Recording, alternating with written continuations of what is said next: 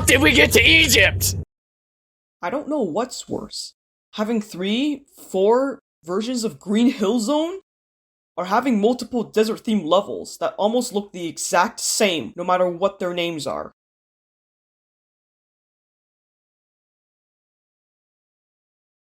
For anyone who isn't familiar with the concept of Orientalism, Orientalism is a North American and European knowledge of this place called the Orient. Palestinian-American scholar Edward Said coined this term in his book published in 1978, Orientalism. Historically, Orientalists in Europe studied countries in West Asia, South Asia, Southwest Asia, and North Africa, which in many publications in decades past, they collectively named these regions the Orient. Since there is the globalization of commerce and cultural convergence in our world resulting from access to the internet, it is certain that Orientalism influences the media we consume. We can see Orientalism in TV shows, movies, music, and of course, video games. Which brings us to the topic of this video, Orientalism in Sonic the Hedgehog. In the beginning, I showed snippets of desert-themed levels, but for this video, I will focus on one character and one team of characters in my analysis. First, we have Blaze the cat, our fiery feline princess with nobility in intention and grace. She is the protector of her homeworld and of the solemn worlds. Next, we have the Babylon Rogues, which consists of members Jet, Storm, and Wave. They're descendants of the ancient Babylonians, an alien race that crash-landed on Earth millennia ago. Now, they're tech-savvy treasure hunters on hoverboards. As for sources, I may use non-canon sources with the video game canon, so things like the Archie comics and IDW comics, but I will stick to canon as much as possible. These are side characters and they haven't appeared considerably in Sonic media recently, so I will use the settings and lore associated with these characters to support my analysis as well. There are a lot of elements found in Orientalist media, but they all can be grouped into 3 main categories: irrationality, violence, and weakness. These are the categories that we will look for when analyzing Blaze and the Babylon Rogues. We will also look for what Said describes as stillness and timelessness. Orientals are all the same, no matter where you find them. I mean, if it's in India or in Syria or in Egypt, it's basically the same essence. So there develops a kind of image of the timeless Orient, as if the Orient, unlike the West, doesn't develop, it stays the same. And that's one of the problems with Orientalism, is it creates an image outside of history, of something that is placid and still and, eternal, which is simply contradicted by the facts of history. Lastly, before jumping in, bear in mind that multiple Sega staff members worked on Sonic's personality. It was not a one-person effort. Due to Sega's distinct background of being founded by Americans but opened its first headquarters in Tokyo, there is a combination of Japanese and American influence in the final product for Sonic's character and his franchise as a whole. While the Japanese members, such as Yuji Naka and Naoto Oshima, worked on the technical and visual side of Sonic, the American staff strongly compelled Sonic Team to ditch the whole human girlfriend and rock band idea. The book, The History of Sonic the Hedgehog, included a quote from Shinobu Toyoda explaining this. Quote, "I think the scenario imagined by Oshima-san, where Sonic is a band member and had a human lover named Madonna, was too Japanese. Sega of America wanted a more American universe, and I can assure you that the changes made by the US business team were hated by Sonic Team." End quote.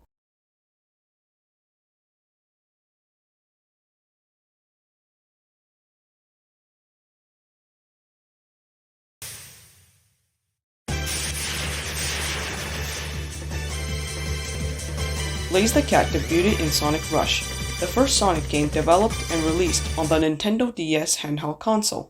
From her design alone, we can see that Orientalism is integral to her identity and narrative. It's especially telling when Sonic Team created their first drafts of her appearance. They gave her a certain kind of look. Wow, this gives me Disney's Aladdin, but with fire. Another concept artwork gave an idea that Blaze will be introduced as this mysterious, provocative, potentially hostile character who opposes Sonic in style and aesthetic. Sonic Team has done antagonistic introductions of characters before, such as with Knuckles in Sonic 3 and Knuckles, and Shadow in Sonic Adventure 2. Unlike previous instances, however, what makes Blaze's introduction unique is that she is a girl boss. You'll regret this! And there's Orientalism. When Sonic Team created Blaze's character and her origins, they intended her existence to be parallel to Sonic's, which by extension is to be a parallel to the American norms and values that Sonic symbolizes: freedom, justice, and change. Nothing fits the role of being the parallel to the West better than the East itself.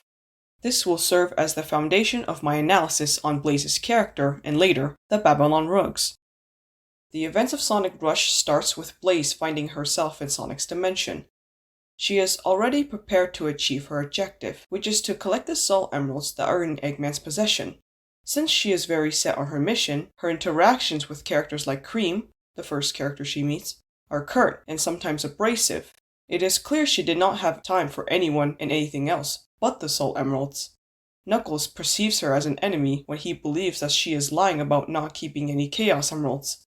She inevitably keeps making herself look not so hot, because all she wants is to be left alone so she could do what she needs to do.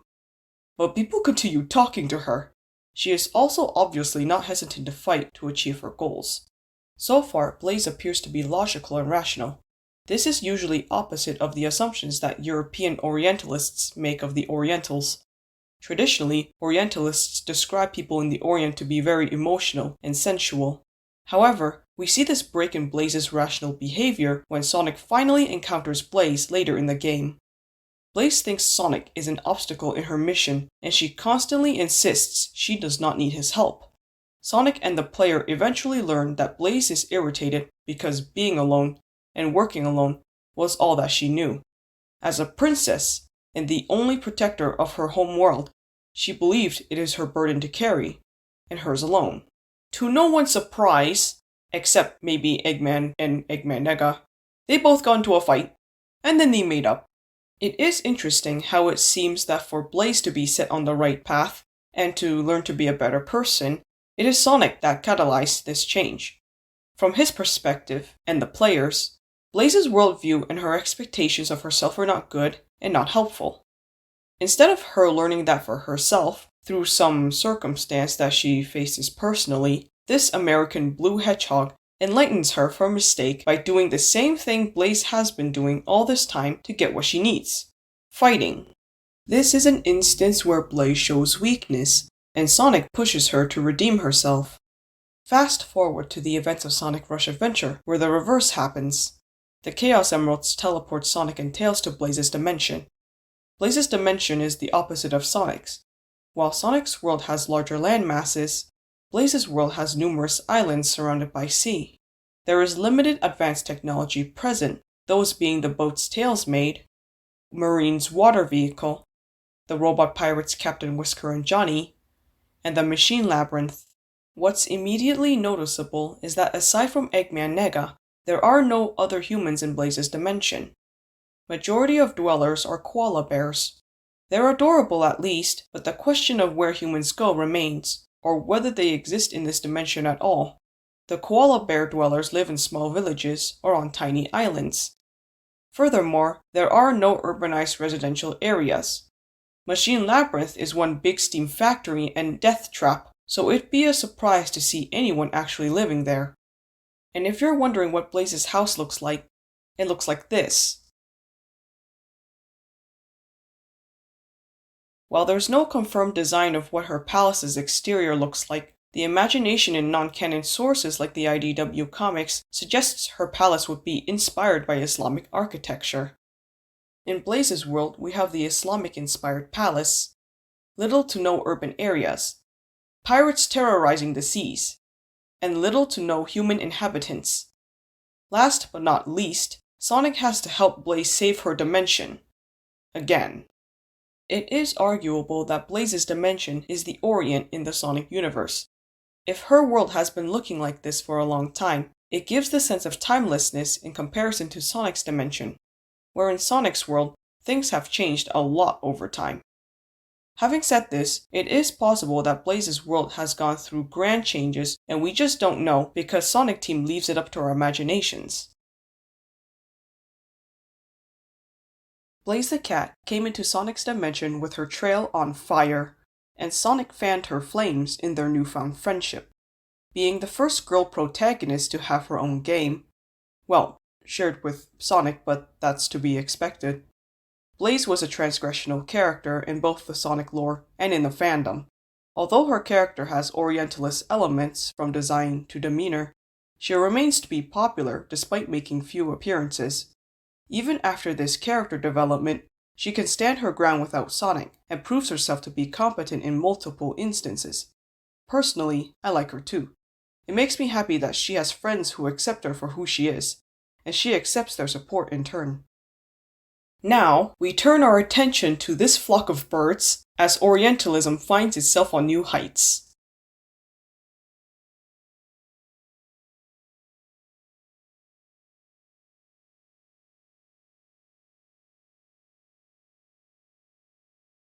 The Babylon Rogues made their first appearance in Sonic Riders, a game about racing on hoverboards and uncovering the mystery of the legendary Babylonians. The Rogues are a trio of thieves and modern-day descendants of the alien race.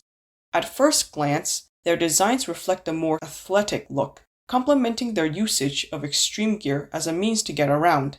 As we've seen Blaze before, we again see the idea of fire applied to the Babylon Rogues, although none of them have fire powers. Similar to Blaze, the events of Sonic Riders introduce Jet, Storm, and Wave in an antagonistic light, but this time to a greater degree. Jet goads Sonic into racing to see who's the fastest in the air. Of course, as the world's fastest thing alive, Sonic can't resist. They become rivals from the start. Sonic and his friends enter the X-World Grand Prix hosted by Eggman after seeing the Rogues among its contestants. Whereas Sonic entered for a rematch against Jet, the Rogues entered to win the Chaos Emeralds and unlock Babylon Garden for its treasure. It is apparent whose intentions are less noble. Additionally, the Rogues aren't afraid to play dirty to win. They deliberately sabotaged Sonic in the last race before Jet swoops in to claim the Chaos Emeralds.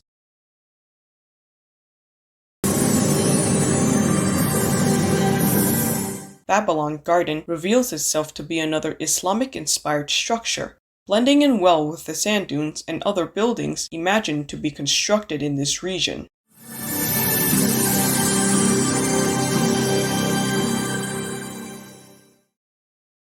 On the other hand, it isn't what it appears to be. A couple seconds after the player starts the race, the structure begins launching missiles to deter the player and other racers. Emergency alert! Emergency alert!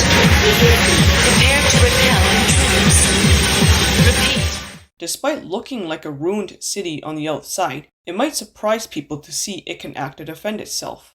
This type of circumstance is common in Orientalist portrayals of West Asia and Southwest Asia, North Africa in movies, where the Westerners are usually uninvited guests to these regions. As a consequence, the people in the region may react with unease or with some degree of force in some occasions. These moments fulfill confirmation bias of the Orient being riddled with hostility and or unwelcoming feelings. Even though the Westerners are the trespassers in the first place, I wouldn't want my place to be ransacked by outsiders either, but it seems the defense system isn't much of a challenge for racers anyways. I believe this is a notable observation because it is an example where perceptions of violence and weakness of the Orient are expressed at the same time. Babylon Garden is doing its best to defend itself from the player and racers, but canonically, the player overcomes the problematic defense system and successfully completes the race on a land they are strangers to. Furthermore, the player sees Sonic winning this race against Jet fair and square, which sort of serves like a comeback to the time that Jet beat Sonic in Sand Ruin, but he used foul play. No pun intended.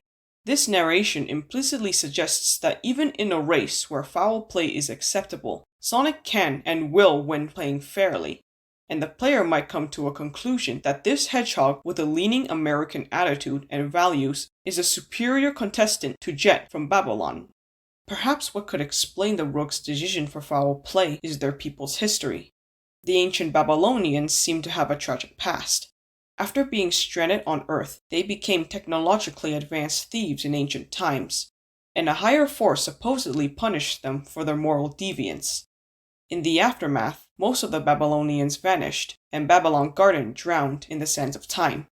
The Babylon rogues are what's left of this group of people. Looking to the present, not long after Babylon Garden rose from the Sea of Sands, there's a whole virtual plane of reality beyond its towering doors. Inside awaits what's basically a giant holographic genie security guard.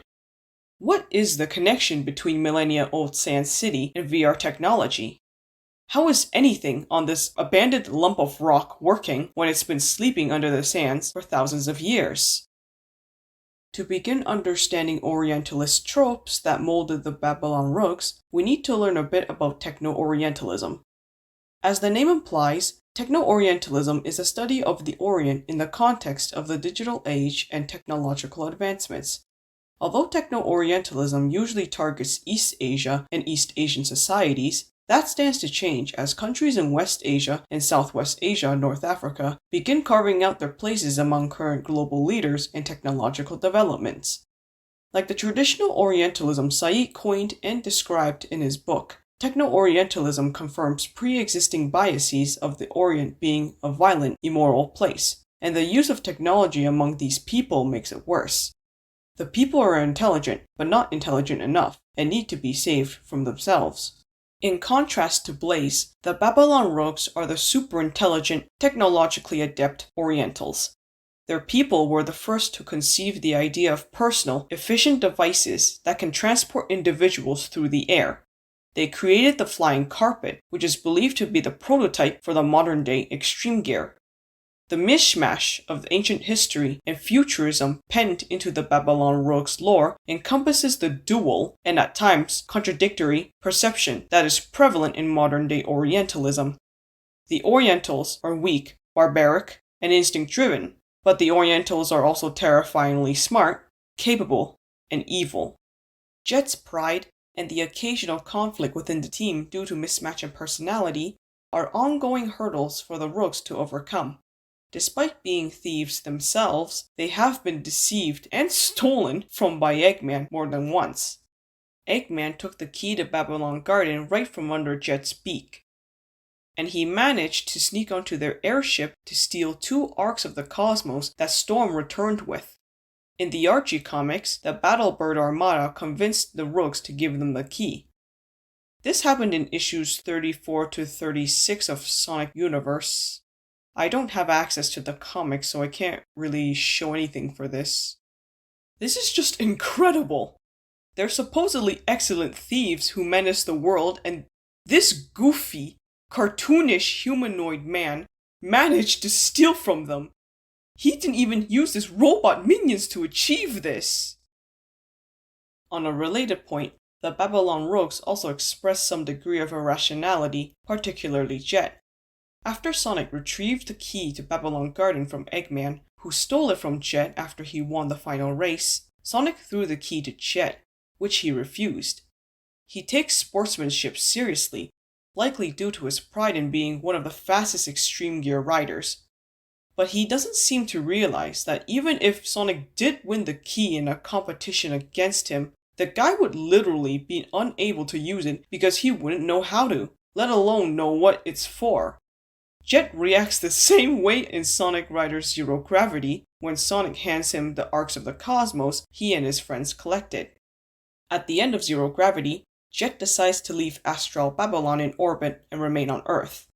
Partly because he wants to see the day he beats a blue dude with spikes in a hoverboard race. The more rational decision for him and his team is to leave Earth on Astral Babylon.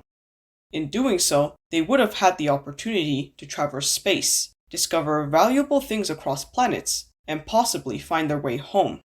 For generations, the ancient Babylonians never diverted from their stealing ways, and the novelty glossing over the beautiful and sophisticated Astral Babylon after it sheds its rocky exterior fit the criteria for stillness and timelessness.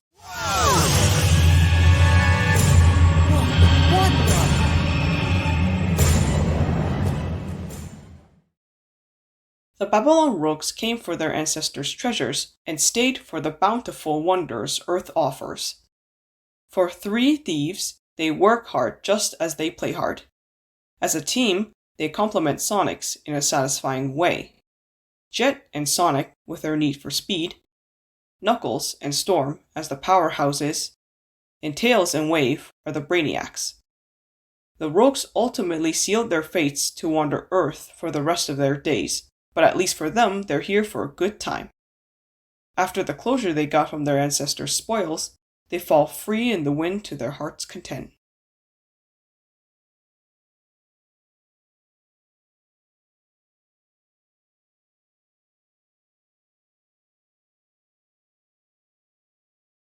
So we went ahead and analyzed Orientalist elements in Blaze the Cat and the Babylon Rogues.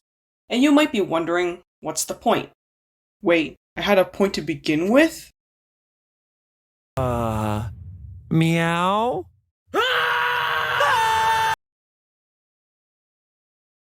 I like Sonic, and I'm happy to do things I like, so, there's that.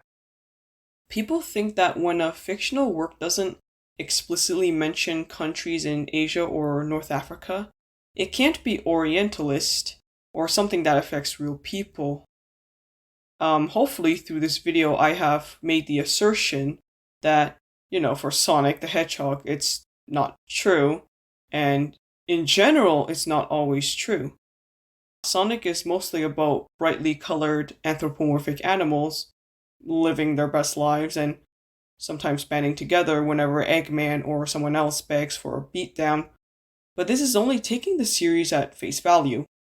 I think this is an opportunity to refine our media literacy skills, and we should take it. There are some good videos and other media out there discussing themes in Sonic the Hedgehog that are definitely relevant to our world today. There is also the fact that nothing we have exists in empty space. Ideas for characters like Blaze the Cat and the Babylon Rogues come from somewhere, or somewheres. Having said that, I still like Blaze and the Babylon Rogues. If their characterizations bother people that much, there's always alternate universe ideas that they could lean on instead. Though in my opinion, removing Orientalism from their characters will profoundly change them. They wouldn't be Blaze nor the Babylon Rogues anymore. I didn't intend this video to be any sort of response to existing discourse out there about Orientalism, but while I'm thinking about it, I'll comment on one certain talking point I find interesting. I definitely believe Asians and North Africans can be Orientalist towards each other. Some people can argue that in the case of some video games like Sonic, it's made by Asians trying to sell to North American and European audiences, so technically they're not being Orientalists towards other Asians. While that does make sense, and it is true, I somewhat disagree. The intention to appeal to Westerners aside, the continent of Asia and parts of North Africa as a whole are diverse regions from one point to another. Even if, say, I make a game, or a film, or write a story set in Jordan, as one Chinese person who's never been to Jordan before, and probably won't set foot in Jordan in the near future in this hypothetical scenario, the accuracy and depiction of Jordanian cultural elements I include in my work would be limited to what I can find from existing sources, which may or may not be Orientalist. Remember this guy from the first minute or so of this video? The Yellow Desert Zone in Sonic Blast is supposedly based in Egypt, but Dr. Robotnik literally made a sorry imitation of some guy from the Qing dynasty in China, trying to be Sun Wukong at the same time, with the staff and the flying cloud.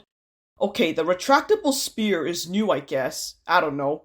I mentioned the Qing dynasty because long braids, called queues, was a common hairstyle for men in that period due to Manchurian conquest.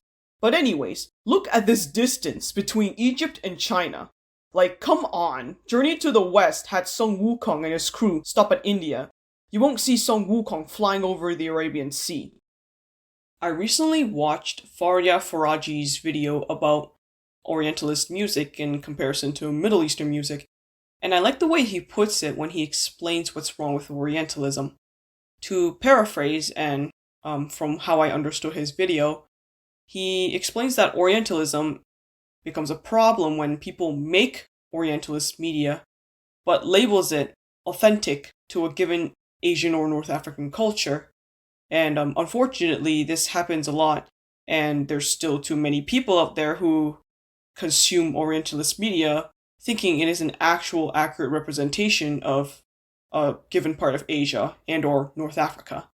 I'll put the link to the video in the description if you want to watch the full video yourself.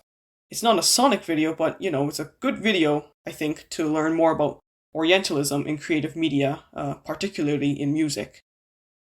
Okay, back to Sonic. If there's any way Sonic Team could shape Blaze and the Babylon Rogue stories differently, one thing they could do is give Blaze and the Babylon Rogues their own games, or adventures in general, where they're the main characters and they directly deal with the problems that come their way. Doing this would get rid of most of the quote-unquote American savior undertone that Sonic brings with him in adventures involving these characters. That said, I don't believe things will change a whole lot, because Orientalism is created by the beholder, and this is inevitable with video games or anything that conveys a narrative to an audience, really. Quote, "The relation between Orientalist and Orient was essentially hermeneutical, standing before a distant, barely intelligible civilization or cultural monument. The Orientalist scholar reduced the obscurity by translating, sympathetically portraying, inwardly grasping the hard-to-reach object. Yet the Orientalist remained outside the Orient, which, however much it was made to appear intelligible, remained beyond the Occident." End quote. Edward W. Said in the book Orientalism. I'm not trying to shame Sonic Team or the individual staff members who worked on Blaze and the Babylon Rogue's characterization. Aside from my belief that people can use Orientalism in works of art, and it's probably unavoidable anyways, not once have Sonic Team said anything about Blaze or the Babylon Rogues being literally from West Asia, and therefore representative of the people and societies in these regions. This is my own personal analysis on the characters and how they are projections of their creators' Orientalist views. Many artists and people working in gaming and entertainment make references to Babylon as a place or an idea, so picking out Sonic Team for doing this with the Babylon Rogues is unfair if we're not going to literally pick out everyone else who did or is doing a similar thing. Orientalism in creative media is not always a bad thing. On the other hand, there are a lot of blatant and dehumanizing instances of Orientalism that have real consequences for people from Asia and North Africa. Both statements are true, and both coexist. Sonic the Hedgehog is not the worst about this, nor is it the only one. In conclusion, I think it's important to learn and recognize where ideas for a given group of people come from. It's the least we can do to help ourselves create our own opinions, and to appreciate the motion pictures we watch, the music we listen to, and the games we play. Thank you for watching! This is a very niche subject, but even so, I am curious to see and or hear people's thoughts on Orientalism and Sonic. I especially want to hear from any West Asian, Southwest Asian, North African Sonic fans out there about how they feel about Blaze and or the Babylon Rogues. Many thanks to my friends and chosen family who lent me their ears to talk about Orientalism and Sonic the Hedgehog. My conversations with them were the bulk of my motivation to make this video. Even though I made this one video, there is certainly plenty to talk about in this intersection of topics. In the meantime, I look forward to seeing what conversations come up from sharing my thoughts.